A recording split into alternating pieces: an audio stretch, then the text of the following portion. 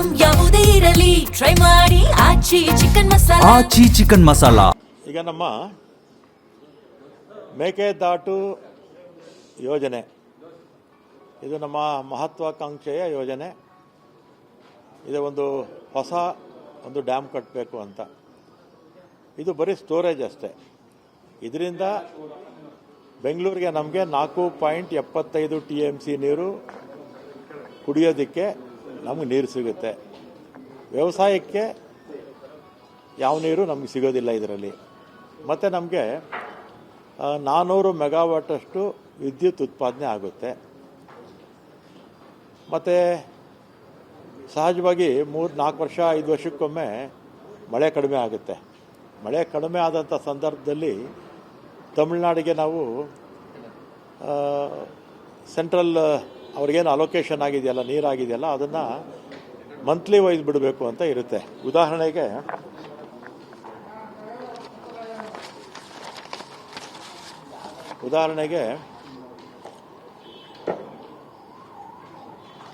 ಜೂನಲ್ಲಿ 9.19 TMC ನೀರು ಬಿಡಬೇಕು ಅಂತಿದೆ. ಜುಲೈಯಲ್ಲಿ 31.24 TMC, ಆಗಸ್ಟಲ್ಲಿ 45.95 TMC, ಸೆಪ್ಟೆಂಬರಲ್ಲಿ 36 TMC, ಅಕ್ಟೋಬರಲ್ಲಿ 20 TMC, ನವಂಬರಲ್ಲಿ 13 TMC, ಡಿಸೆಂಬರಲ್ಲಿ 7, ಆಮೇಲೆ 2 TMC, 2.5 TMC ಕೊಡಬೇಕು ಅಂತ ಹಿಂದೆ ತೀರ್ಮಾನ ಆಗಿತ್ತು. ಈಗೇನಾಗಿದೆ, ನಮ್ಮಲ್ಲಿರ್ತಕ್ಕಂಥದ್ದು 16 TMC ನೀರಿದೆ ಅಷ್ಟೇ ನಮ್ಮಲ್ಲಿ, 2 ಜಲಾಶಯಗಳಲ್ಲಿ. ಅದಕ್ಕೆ ಕುಡಿಯೋ ನೀರು ಬಿಟ್ಟರೆ ಇನ್ನು ಉಳಿದಿರ್ತಕ್ಕಂಥದ್ದು ಬರೀ 3 TMC ಅಷ್ಟೇ. ಯಾಕೆಂದರೆ ಪ್ರಥಮ ಆದ್ಯತೆ ಕುಡಿಯೋ ನೀರಿಗೆ 3 TMC ನೀರಿದೆ. ಆಮೇಲೆ ಈಗ ತಮಿಳುನಾಡವರು ಮೊನ್ನೆ ವಿಧಾನಸಭೆಯಲ್ಲಿ ಒಂದು ನಿರ್ಣಯ ಮಾಡಿದ್ದಾರೆ. ಆಮೇಲೆ ಆ ನಿರ್ಣಯ ಈಗಾಗಲೇ ಅವರು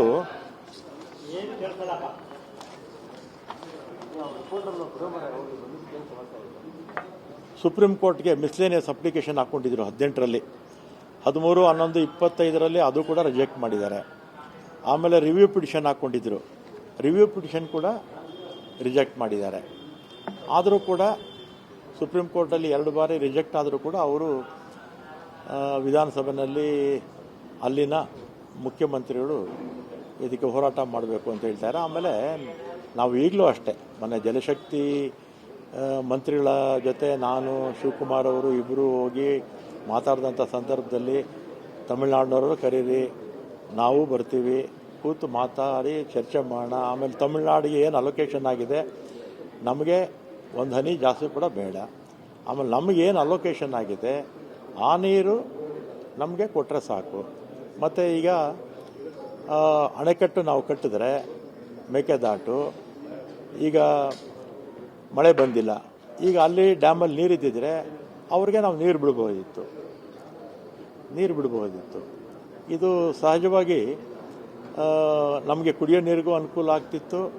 ಮತ್ತು ಅಲ್ಲಿನ ಏನು ಮಂತ್ಲಿ ನಾವು ಕೊಡಬೇಕು ಅಂತಿದ್ದೀವೋ ಅದು ಕೂಡ ತಮಿಳ್ನಾಡು ರೈತರಿಗೂ ಕೂಡ ಸಹಕಾರಿ ಆಗ್ತಿತ್ತು. ಆದರೂ ಕೂಡ ಅವರು ವಿರೋಧ ಮಾಡ್ತಾ ಇರ್ತಕ್ಕಂಥದ್ದು ಅವ್ರ ರೈತರಿಗೆ ತೊಂದರೆ ಆಗುತ್ತೆ.